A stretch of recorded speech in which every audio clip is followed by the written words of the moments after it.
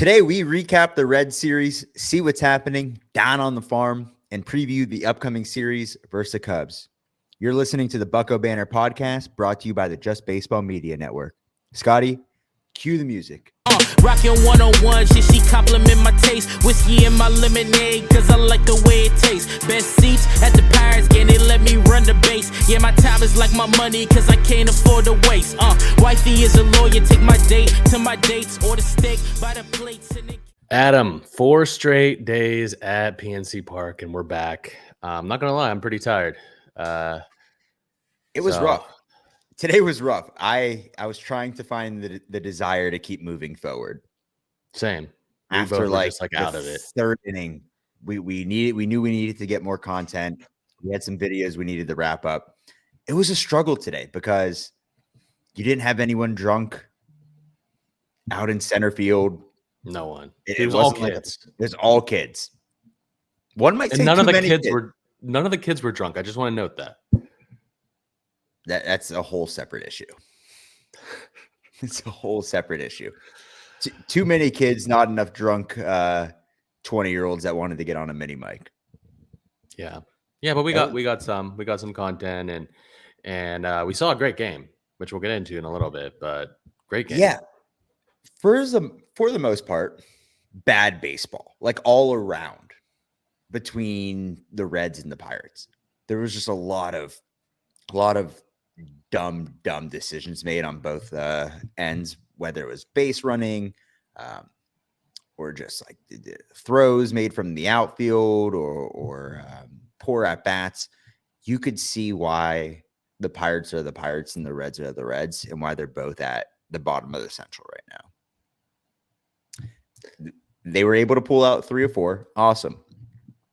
But it was very apparent on what the issues are with both of these teams.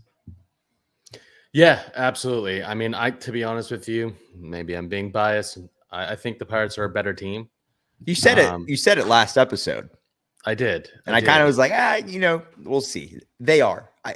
They are a better team. You're right. I think we're more comparable to the Mariners, and I even think the Mariners have a much better pitching staff and have a few more bats, but it's kind of a similar dynamic where they don't struggle when it comes to the rotation. The rotation can get them more wins than they probably earn,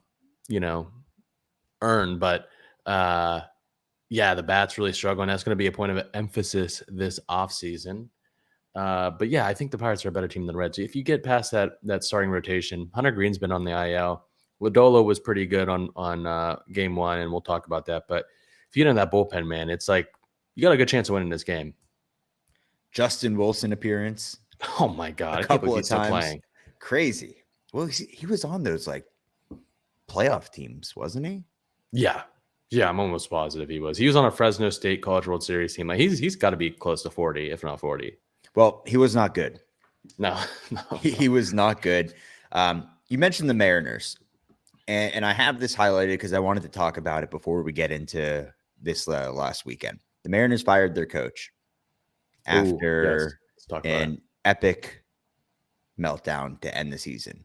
After they were probably the most active team at the trade deadline, getting Randy Arozarena,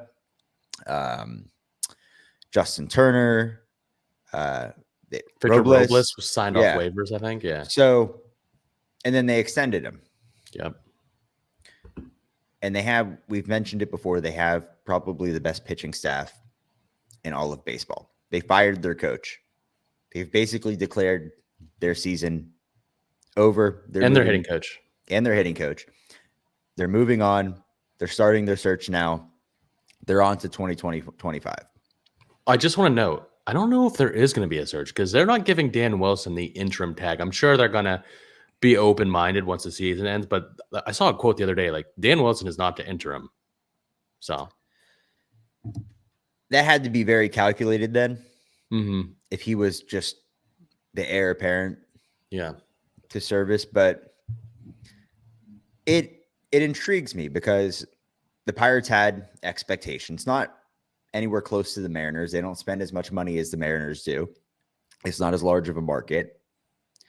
And we've kind of just rode out the wave, and they're going to continue to do that till the end of the season, which I honestly don't have a problem with.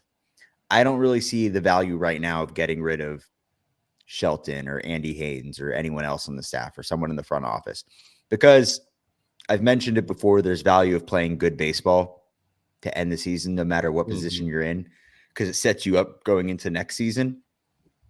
They've been better lately. It hasn't been as bad. They just took 3 out of 4 from the Reds. They're going to play another NL Central team in the Cubs coming up. I just want to see them play good baseball moving forward, regardless of the decisions that Derek Shelton makes, whatever the front office decides to do. I do want to see certain guys getting called up and get playing time to see what we have going into next year, because that'll give a better determination of what we need in free agency or what moves they need to make. But I found it interesting because it's a very similar situation in terms of lots of arms, no bats. Yeah. What do you think of it? Yeah.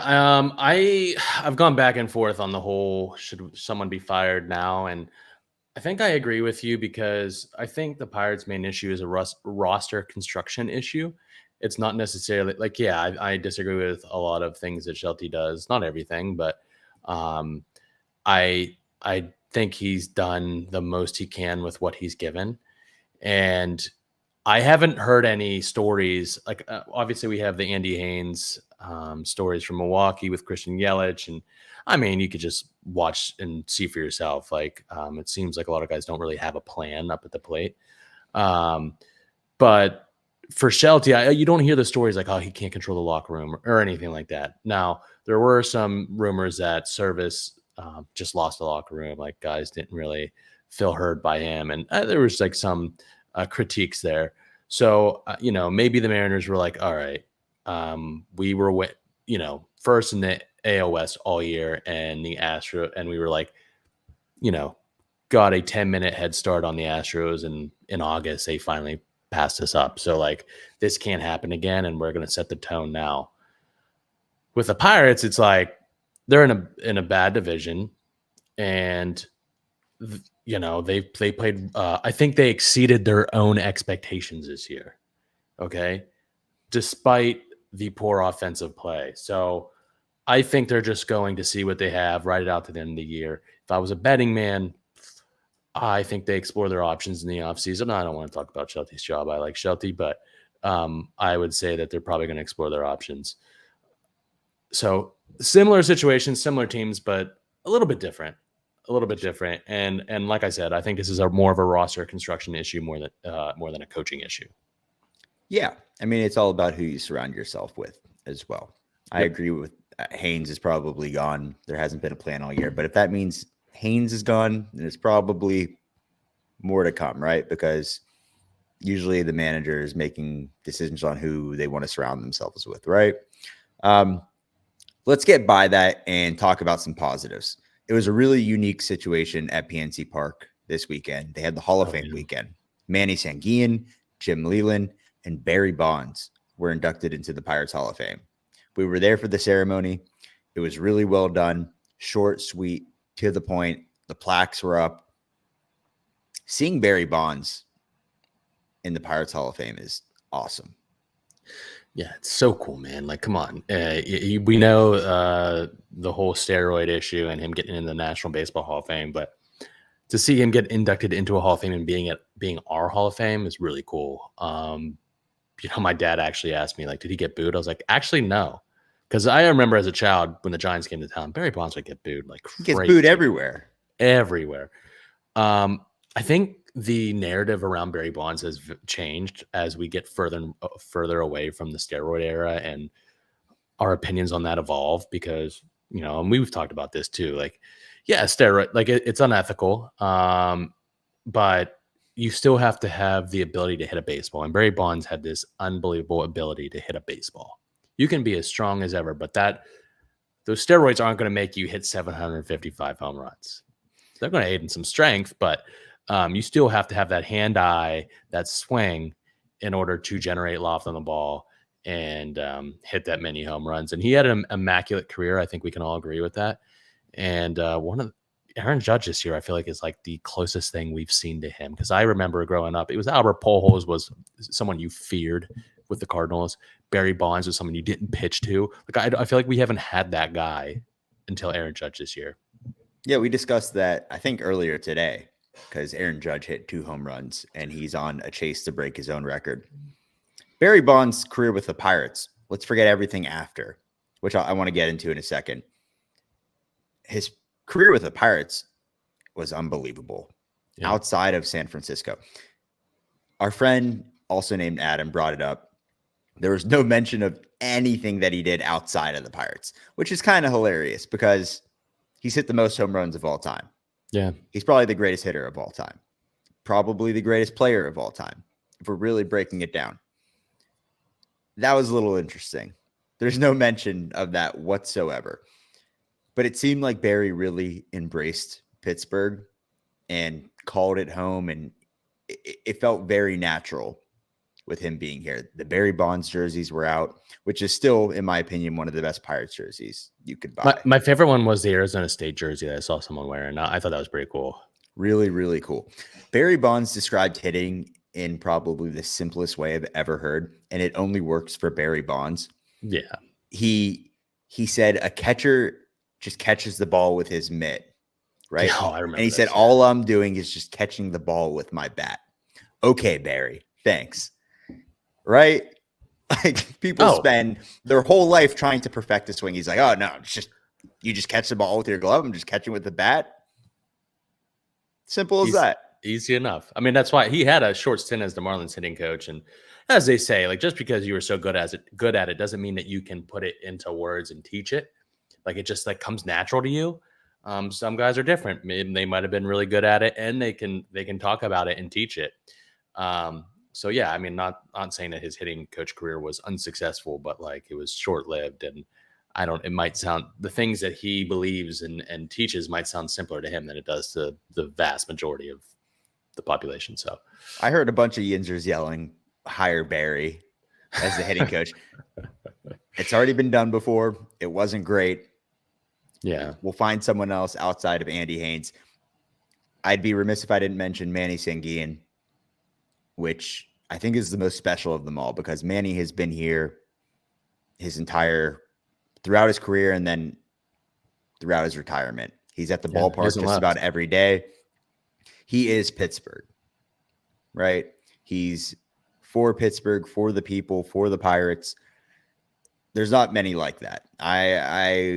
I think it's safe to say you could probably look through the whole league and there's not a guy that stuck with an organization in the way that he has for so many years. And he's getting old, man. And it's really nice to see him get his recognition. Yeah, 100%. And just a Hall of Fame human being too. Like if you go to the Clemente Museum in Pittsburgh, they'll tell you stories about him. Him and Roberto were like the best of friends. And there's a story that like almost brought tears to my eyes. Not gonna lie. Like, well, he went after Roberto died, and he was there to comfort Vera and the family. And he was like, they went out for a search party to try to find his body, and he was like jumping off of a boat, diving into the Caribbean, like looking himself. Like just an awesome story. Yeah, sad, but like you know, he is Pittsburgh, like you said, and I'm really happy that he's decorated here at the ballpark. And if you go to PNC Park and you go out to the outfield, he's there every day. So almost every game. So it's good to see him at the ballpark. And then there's Jim Leland. Let's talk about Jim Leland real quick. Jim Leland is just a meme. Okay, like when I think of Jim Leland, I think of him standing at the top of the steps of the dugout, smoking a cigarette, and just being just an old school blue collar Yinzer. He's from Toledo, Ohio, not too far from here, but like I think he still lives here. I know his son was my age in the Pittsburgh area playing high school baseball and got drafted by the Tigers. So pretty sure his family still resides here. And, you know, he stuck around Pittsburgh. Like he managed in Miami, he managed in Detroit. Like he's been all over the place, but he chose to stay in Pittsburgh and raise a family. I'm pretty sure he was part of the group or the starter of the Beaver Valley travel baseball. If you grew up in Pittsburgh and played travel baseball, Beaver Valley is one of the best programs. Not sure if it still is, but it was when I was growing up. He had a big part in that. So he's been a big, not just for the Pirates, but a big part of the community here in Pittsburgh. And to see him decorated with Barry, because obviously we all know the clip of him getting in Barry's face is one of the best clips of all time, was cool to see. Absolutely. I believe his Hall of Fame speech, it was for the Pirates, was short and sweet. He said something along the lines of, in Pittsburgh, I have friends at the hospital, I have friends at the courthouse, and I have friends at the gas station. Kind of just embracing like the city.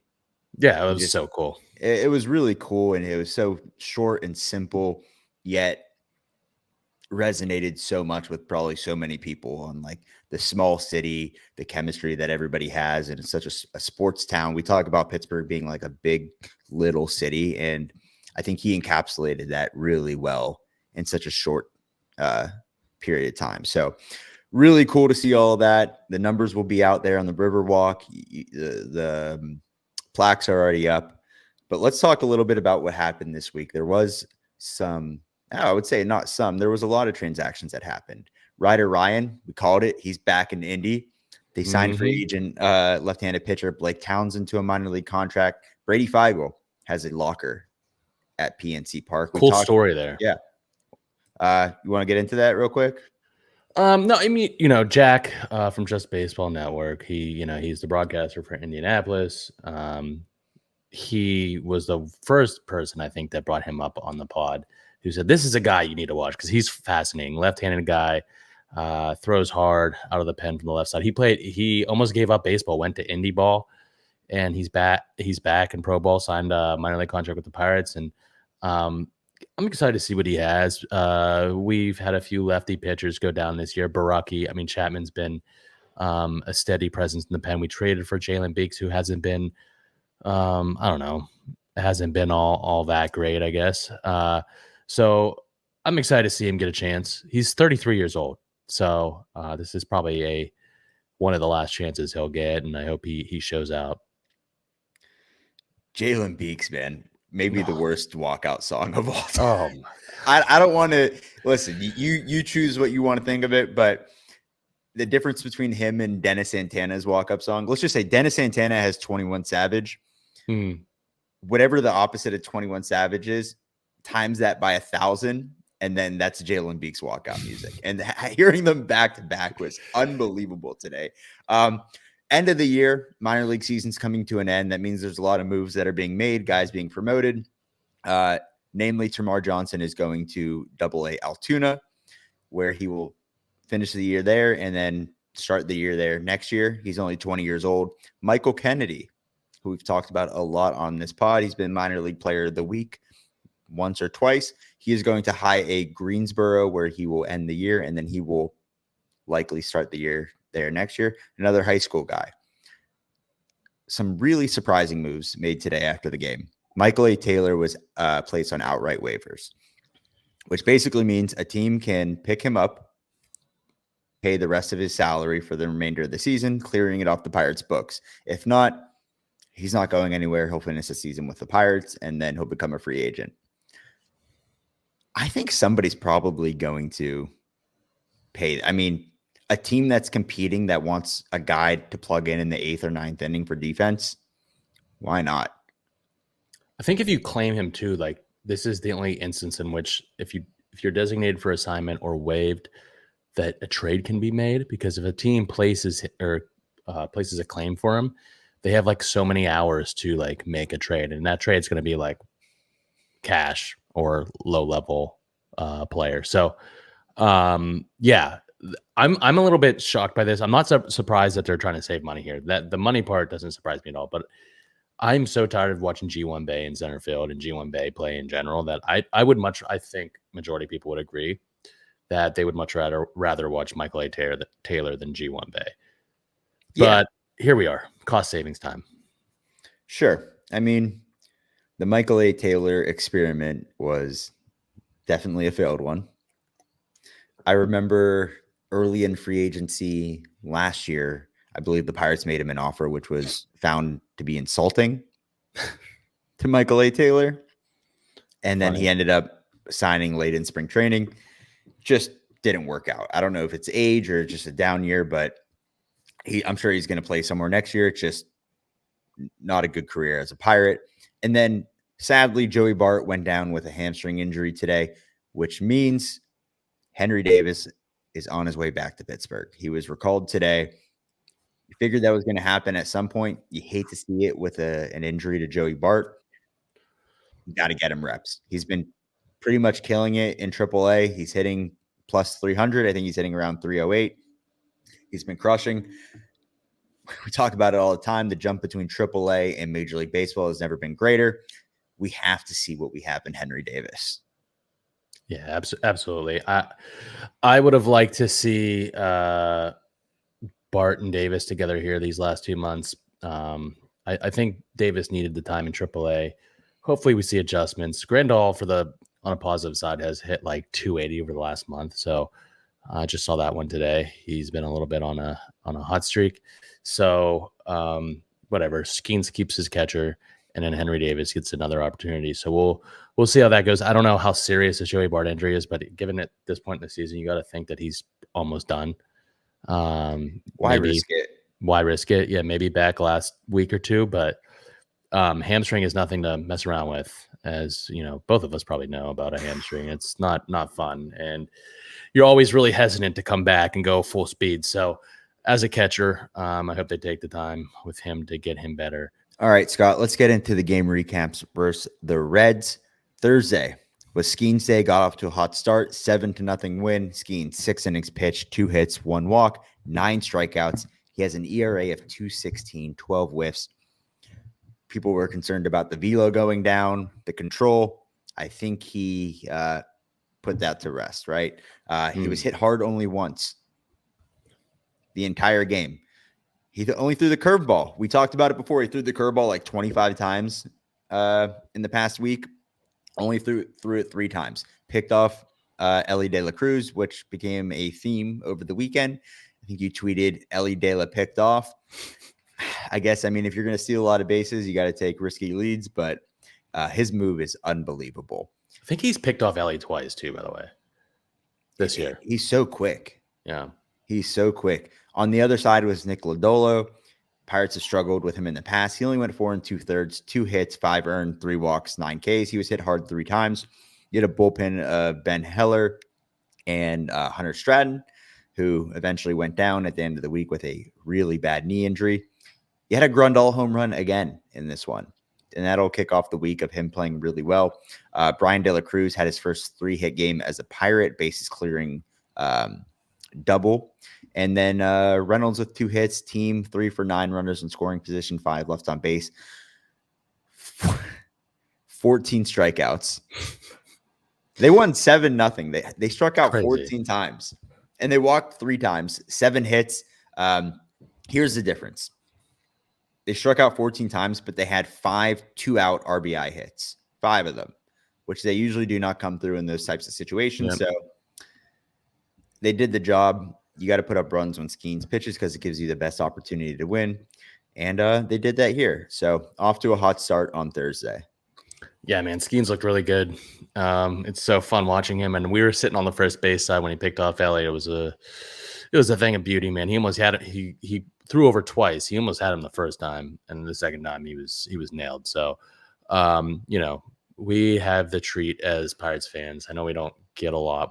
We don't get a lot of treats here, but we do have the treat of watching him pitch every 5 days, and I'm going to take advantage of that here. But let's move on to Friday. Friday, 6-5 win versus the Reds. They start off the series 2-0. Bailey Falter on the mound, not his best start. 5 innings, 6 hits, 5 earned runs, 2 walks, 4 Ks. Dennis Santana came in. He's been solid as of late. 2 innings pitched, 2 Ks. His ERA is now below 5. It's at 4.97. Chapman, 1 inning pitched, 1 hit, 1 walk, 3 Ks. And Bednar got his 23rd save. It was 1 inning, 1 hit, 1 K. Bart went 2 for 4 with an RBI. His average is still up around 280. What a season it's been for him. Definitely one of Ben's best moves since joining the Pirates. Rowdy collected 2 hits. He's around 250. And De La Cruz and O'Neill each doubled this game. They had 8 hits total, 3 for 11 with runners in scoring position, 5 left on base, 8 Ks. I mean, they were down 5-0 to start this game. Is that correct? I think it was 5-0. Yeah. And yeah, man, they just clawed back. You get in that bullpen. Who was it? Andrew? No, Andrew Abbott did not start. It was Buck Farmer who was. It was a bullpen game, and the bullpen just ended. They ended up getting into it, and the rest was history, man. This Reds team really struggles in the pen. They're not very deep, especially as far back as the closer role, man. And we'll talk about today's game. Alexis Diaz gave up blew a save. But the Pirates bats, 3 hits with runners in scoring position. Again, they limited the Ks this time, almost cut it in half, and got some big hits when it mattered. So good way to start your series. I feel like the Pirates have manhandled the Reds. I don't know if I want to say manhandled, but they've definitely held their own against the Reds this year. Going back to Bailey Falter real quick, I was surprised when I saw this because he's been generally good this year. I want to emphasize the importance of the adjustments that he's made in terms of becoming more athletic on the mound and getting a ton of extension with that fastball up in the zone. If you look at his savant numbers, he's 98. He's in the 98th percentile in extension. We knew that, right? His fastball run value is in the 82nd percentile. He has a 7 fastball run value. Really, really good. Everything else is piss poor. It's all blue, like dark blue. It's really, really bad. So it just shows. I mean, the one little thing can lead to a ton of success, but not, like you said, not his best outing here. Other than that, before we go on, I just want to say, just to touch on that, because you're talking about Bailey Falter, like that's great. Like they found something that he can use to his strength. As a starter, you'd like to have a little bit more in your repertoire to work with there. So we've talked about this numerous times. I think you brought it up to me recently. Can he be a long man in the bullpen? Can he really ramp up that fastball in shorter stints and lean on what his strengths and do it in the bullpen? Because if his baseball savant page is showing fastball is like his carrying tool, how many times can you get through the order successfully as a starter? He's done remarkable this year. I mean, exceeded our expectations. We definitely didn't call for him not to make the roster, but he, as a starter, he's done a good job. But his future, he could have a future here on this team as a reliever. So something to think about. I think that's even more relevant because you're going to have Bubba Chandler next year, potentially Braxton Ashcraft makes some noise. Potentially Thomas Harrington makes some noise. Mike Burrows. Johan Oviedo's coming back. Oh my God. And you have Luis Ortiz, who has been pretty decent as a fifth guy in the rotation. Having a long man like Ortiz did earlier in the year is really, really important. So can Bailey Falter fit that role, or does he carve out another spot in the rotation? Who knows? But it's a good problem to have, right? And it's good to see that the Pirates can make some type of adjustments and develop guys even at the big league level to, find success in different ways. Let's go to Saturday. I'll get by this real quick. It was a blowout, 10-2. Jake Woodford, guess what? Not that great. Through 3 1/3, 7 hits, 8 runs, 7 earned, 3 walks, 3 Ks. He's got an 8.01 ERA. I think we can put to bed the Jake Woodford is just unlucky takes. Yeah. He was, don't get me wrong, but this was bound to happen at some point. Mentioned it earlier. Hunter Stratton was chasing a pass ball and ran into the limestone, ruptured patella tendon. He's done. Not good. It looked really bad. You hate to see it. Jalen Beeks, Ben Heller, Kyle Nicholas made an appearance, and then everybody's favorite relief pitcher, Rowdy Tellez. I heard Shabuzi playing in the background, and I'm like, the Pirates aren't hitting right now. They're playing his walkout music when he was pitching, and he was electric. Rowdy Tellez, 1 inning pitch, 1 hit, got through it, no runs. This was the Rowdy game. The only offense was Rowdy Tellez. He had a 2-run moonshot into the Allegheny. Other than that, 0 for 3 runners in scoring position, 3 left on base, 6 Ks, 2 walks, 3 hits. Julian Aguilar on the other side, who we highlighted, only his second MLB start, 6 innings pitch, 3 hits, 2 earned, 2 walks, 4 Ks, gave up the home run. You had another Brian De La Cruz error in the outfield. Just one to forget about. Yeah, absolutely, man. Definitely the rowdy game, but not much happening there. Let's go into Sunday, today's game. We were there, 135 game. Luis Ortiz took the hill. He went 6 innings, 4 hits, no earned runs, 1 walk, 5 Ks. Great outing for Luis, man. His ERA is on to 3.36. Kyle Nicholas came in, only got 1 out, had 2 hits and 2 earned runs. That Jalen Beeks surrendered when he came in to clean up for Nicholas. He didn't even get an out. 1 hit and 2 walks. And then Dennis Santana cleaned it up, 1 2/3, 2 Ks. And then Chapman earned a W, 1 inning, 2 Ks, 3.08 ERA on the year. His ERA has just continued to fall. The big moment was Grandal's walk-off in the 9th. It was really exciting. We stayed, and he hit a big walk-off home run to right center off of Alexis Diaz. His 7th on the year. He was 1 for 4 today with 2 RBIs. As I said earlier, he's been hot in this month. He's, I think, hitting like 279. And IKF had 3 hits today, 3 for 4 with a double. And Cruz was 2 for 4 with a stolen bases, 17th on the year. 10 hits total as a team today, 2 for 11 with runners in scoring position, 5 left on base, and only 2 strikeouts. That has to be a record low this year. Yeah, that surprised me as well. I'll be honest, I wasn't very positive going into the 9th inning. No. That they were going to pull this off. It was all around sloppy. There's a couple errors made. I mean, obviously Nicholas didn't have his best outing. Beeks wasn't good. Nicholas has thrown a lot this week too, though, by the way. He has, and I'm not taking anything away from him. I still have a ton of faith in him. He's going to be a staple in the bullpen, hopefully for a long time as he continues to mature. Only negative out of this game, outside of what I've already stated, is Joey Bart getting hurt. Now, it happened early. Connor Joe came in and had played pretty well today. He had a ground rule double, but hey, they took 3 of 4. Not bad. Yeah, no, absolutely. Like I said, we've had the Reds number this year, and it's good to see. They're only a half game behind them in the standings, so need a big series against the Cubs here coming up. Yep. All right, Scott, let's go to one of my favorite segments. Let's go see what's happening down on the farm. Why don't you get us started off with Indianapolis? Yeah, let's do it. Indianapolis was in Columbus this week, and I saw our friends at Bridge to Bucktober were there. Indianapolis is 59-63 on the year. They played the Clippers, which is the AAA affiliate to the Guardians. Henry Davis this week went 5 for 23, a double, 4 RBIs, and a stolen base. He's at 307 on the year. Nick York, man, 9 for 21, 1 run scored, 5 RBIs, 3 doubles, 3 walks, 4 Ks, 2 stolen bases. He's at 332. They've been playing him in center field as of recently.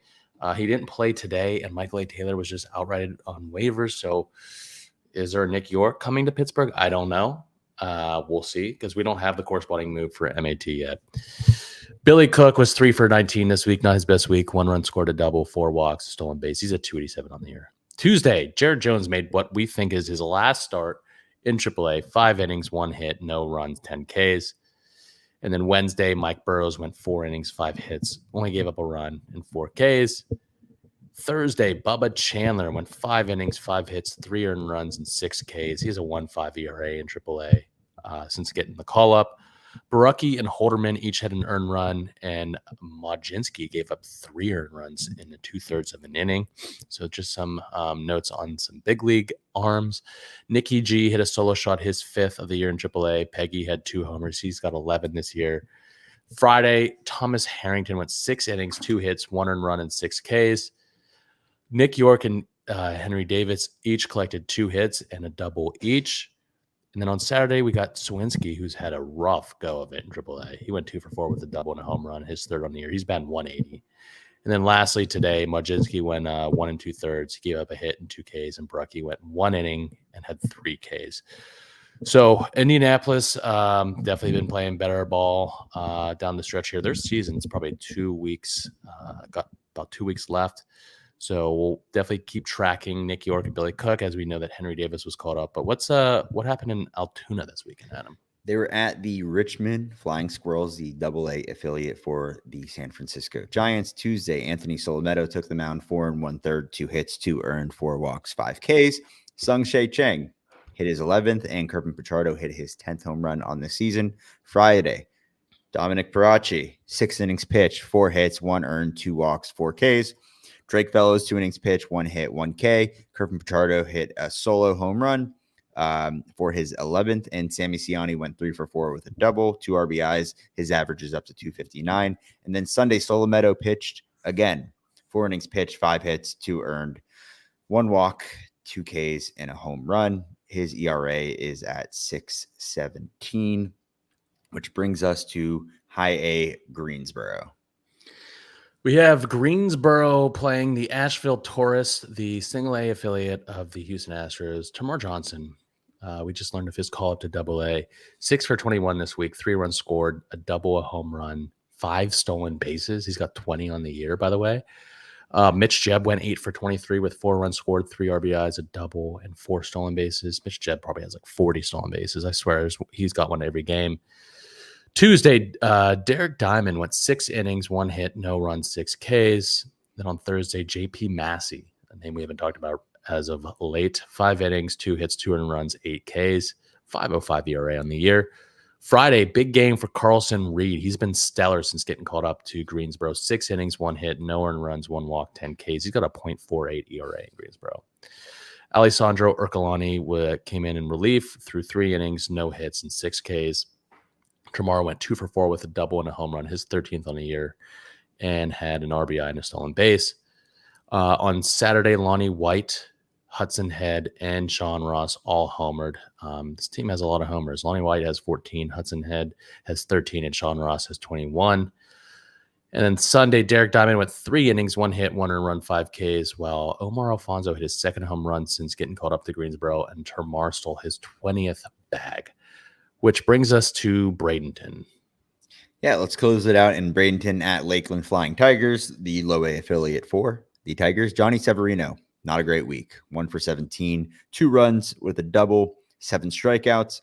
Xander Muth, 3 innings pitched, 1 hit, 3 earned, 4 walks, 6 Ks. And then Michael Kennedy, who just got promoted to High A Greensboro, 1 1/3, 3 hits, 3 earned, 1 walk, 1 K.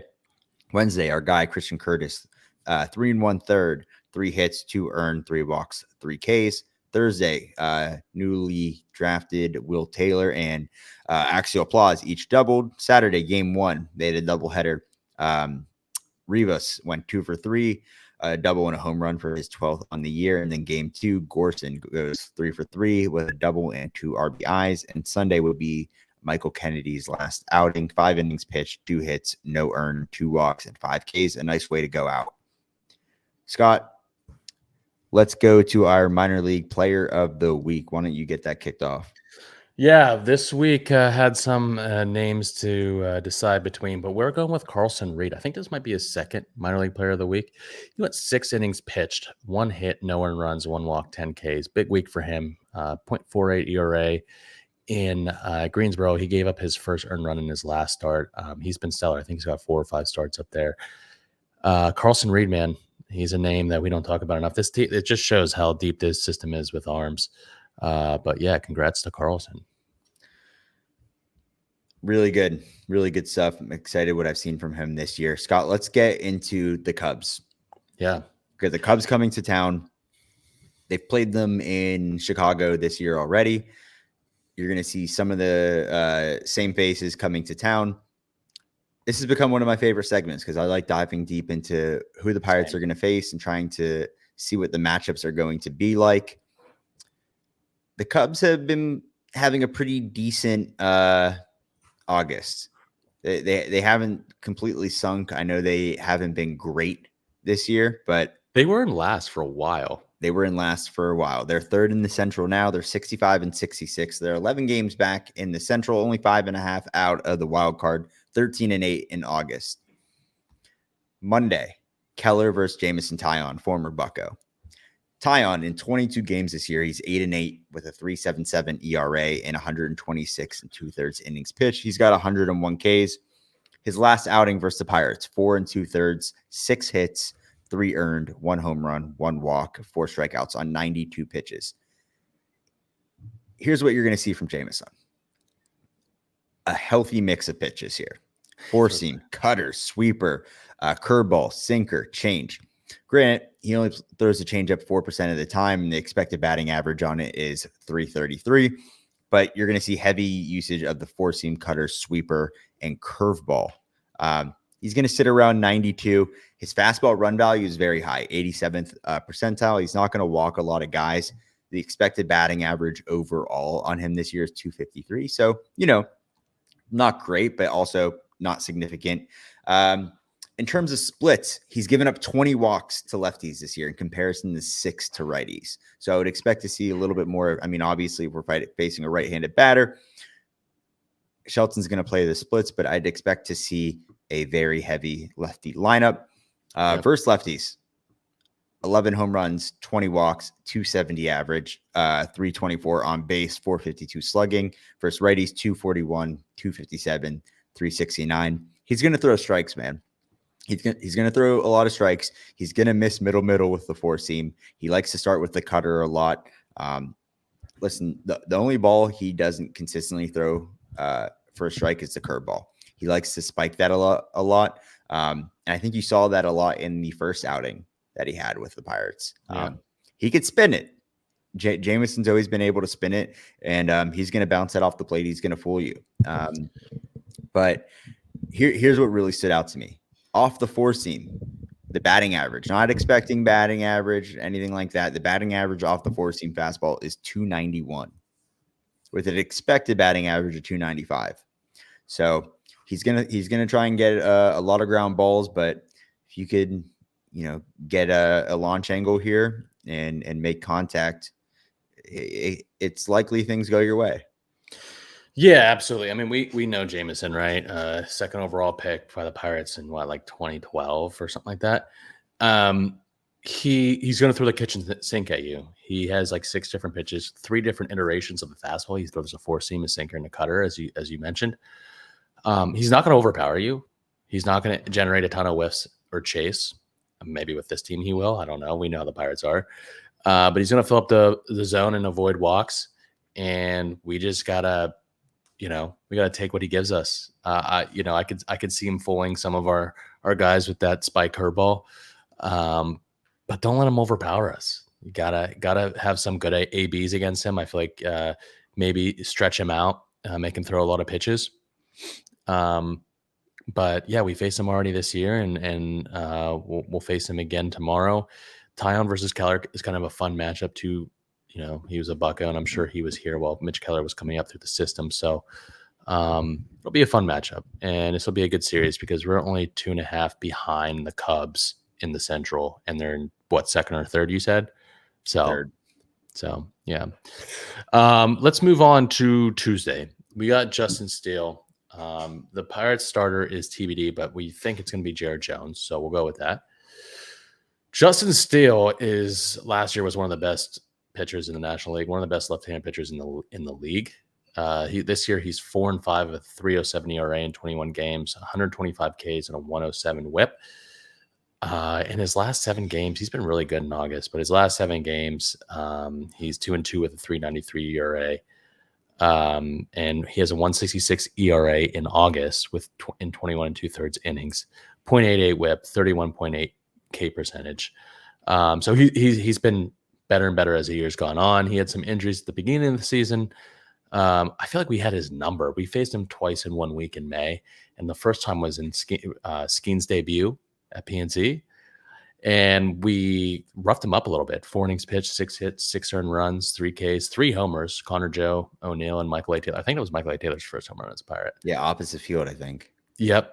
And then we faced him the next week at Wrigley. He went 5 2/3, 6 innings, 4 earned runs, 7 Ks, and gave up 2 homers to Ollie and Nikki G.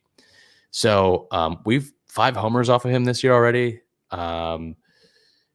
He's a guy that's not going to overpower you with the fastball either. He's gonna sit probably 92, same as Tyon, and he's gonna throw a slider too. that sits around 83. His fastball, he throws 60% of the time. His slider, 29% of his time. That's 90% of his pitches. Yeah, he's a He's two-pitch guy. He's a two-pitch guy. He has a sinker, curve, and change, but he throws those 5% or less of the time. So fastball slider guy, he's not going to overpower you. He limits barrels and hard hits, but we've had his number this year, and I don't really know why. It'll be interesting to see how it'll be a good matchup, him versus Jared Jones. The reason Justin Steele is successful is because he can tunnel very well with those two pitches. It pretty much looks like it's going to be the same thing coming out of his hand. But yeah, four seam 60%, like you said, slider 29%. He's going to sit at 92, average 83 on the slider. The splits are pretty much terrible for both righties and lefties. I'd expect the righty heavy lineup, but righties are slashing 229, 279, 363 with a 23.3% K rate. And then lefties 151, 237, 186 with a 30.9 K rate. So for the most part, outside of the Pirates, he has been pretty good, right? You got to stay ahead in counts. Here, you got to jump on him. But let's go on to Wednesday, Scott. This is a matchup I really like. And the numbers, I mean, people clown on Kyle Hendricks all the time. And I think the numbers justify that just a little bit when you do a little bit of a deep dive into it. Hendricks on the year is 3-10 with a 6.33 ERA in 23 games. He has 67 strikeouts. His expected ERA is not much better than the ERA he's got going now at 4.97. Expected batting average 287. He's reliant on chase. He's not going to blow anything by you. We're not getting overpowered by any means this series. You're not having a guy that throws over 93 miles per hour the entire series. Yeah. You're seeing very similar styles of pitching here. The arsenal for Hendricks is a sinker, change, curveball, and a four seam, which is his least thrown pitch at 12%. He's going to rely heavily on the sinker and the changeup. He's going to try and use a combo to keep you off balance. Tries to stay down in the zone for the most part. Again, there's not great extension there. There's not a fastball that he's going to blow by you at the top of the zone. So he's got to work around that. Here's the batting averages on all of the pitches. On his four-seam fastball, hitters are batting 333. Oh. On his changeup, they're hitting 272. On his sinker, they are hitting 329. And on his curveball, they are hitting 246. He only throws your curve, man. He only throws the curveball 13% of the time. Here are the splits versus lefties. They are slashing 305, 362, 520 versus righties, 279, 320, 418. Wow. It's something that I really am looking forward to, but I know the Pirates are probably going to let me down. Even more so when he is with runners in scoring position. Hitters are hitting 351, 379, 506. With runners just on base, 374, 406, 639. Got to get runners on base. Pirates struggle with runners in scoring position, guys left on base. This is the bread and butter here. This is where Kyle Hendricks struggles. If you're able to get guys on, chances are you're going to be able to move them in. Yeah, no, absolutely. It reminds me of the time that we went around asking how many hits would you get if you got so many ABs in the major leagues, and everyone's like, "Am I facing Kyle Hendricks or not?" And I was got like, that twice. That's brutal. More than once for sure. But no, this is an Ivy League guy. He's a Dartmouth guy, and what made him so successful early on in his career is just being smart, being a smart pitcher. He's never he averages 88 on the fastball, but he's gonna hit his spots and just carve you up. He's lost his juice. I will say this: he has only 18 games started out of the 23 appearances this year. They did move him to the pen in like a long man role this year. Since rejoining the rotation at the beginning of August, I think he's had better results. But yeah, man, he's faced the Pirates twice this year. At PNC hit a better outing. That was the day after the Skeens debut. He went 5 innings, 2 hits, and 5 Ks, only 1 earned run, which was a cruise home run. And then they faced him next week at Wrigley, and he went 4 2/3, gave up 11 hits and 7 earned runs. So, this is a game that I look at on the calendar, and I'm like, this should be an automatic W. It's Paul Skeens versus Kyle Hendricks. But it's the Pirates, man. We got to be careful. Here's another stat. When he is behind in the count, okay, so when he is 2-1, 3-1, 3-0, 1-0, hitters are hitting 280 plus. Those numbers increase. They gradually go. It went all the way up to like 350. So be smart up there, guys. Yeah, definitely. Let's not blow this one. Let's not strike out more than a couple times against him, if at all. Yeah. And let's just make some hard contact because he definitely gives that up. And don't get too cute up there. No, never want to get too cute. But looking forward to that. I will be gone this week. I will be going out of the country. Scott will be taking over. We'll have a new co-host on Wednesday or when the episode comes out on Thursday. And then friend of the show who has probably the most appearances in Bucko Banner history, Noah Hiles, will be taking over at the week's end to recap the weekend series. Scott, you got it. You can take it from here. Let's get out of here. But before we do, let's give our players of the week for hitter of the week. I think this was pretty clear cut. He has been killing it in August off of lefties, off of righties. But Oneil Cruz is the hitter of the week. He's got a 333 average this week, 8 hits, 2 RBIs, 4 walks, 4 stolen bases. It's noticeable. Yeah. The approach is much different. The 4 walks really stands out to me. I mean, and we talked about it before. It's not hopeless against lefties. You can actually slot him into the lineup confidently right now. So you like to see that as the season goes on and as we come to an end here, the adjustments that he's made. He's young. This is his first full season in the big leagues. So it's nice to see that he can recognize something that's going on and make that adjustment and find success doing that. Yeah, absolutely. O'Neill's been a pleasant surprise here in the second half. Definitely has made adjustments. So it's a positive for the Pirates, man, going into next year. Let's go to pitcher of the week, Mitch Keller. Mitch Keller had a big week. Pitched Tuesday against the Rangers in Texas. 7 innings pitched, 3 hits, no earned runs, no walks, and 9 Ks. Generated 13 whiffs. We talked about it on the previous episode in the middle of the week. One of his most dominant starts that we've seen at the big league level against the defending World Series champions. So we got Oneil Cruz and Mitch Keller as our players of the week. Well deserved. Mitch was an absolute robot on Tuesday. It was maybe the most dominant I've seen him this year. And he's had a lot of good outings this year. But I keep thinking about it, man. Mitch Keller is going to be a mid-rotation guy, probably. Yeah. With all the arms we have coming up next year. Yeah, it's really, really, really bright. The future for the Pirates potentially could be very good, at least with the arms. We appreciate you as always for following. If you don't already, subscribe on YouTube, like the video, leave a comment. That's the best way you could support the podcast. If you're just listening with audio, download the episode, give us a 5-star review. It means a ton. While you're at it, go to buckobanner.com. Get some merch. We wore it out at the ballpark this week.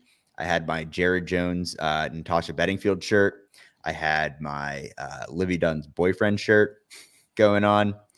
It's awesome. Hey, and we could say it now. We delivered 3 shirts to Jared Jones.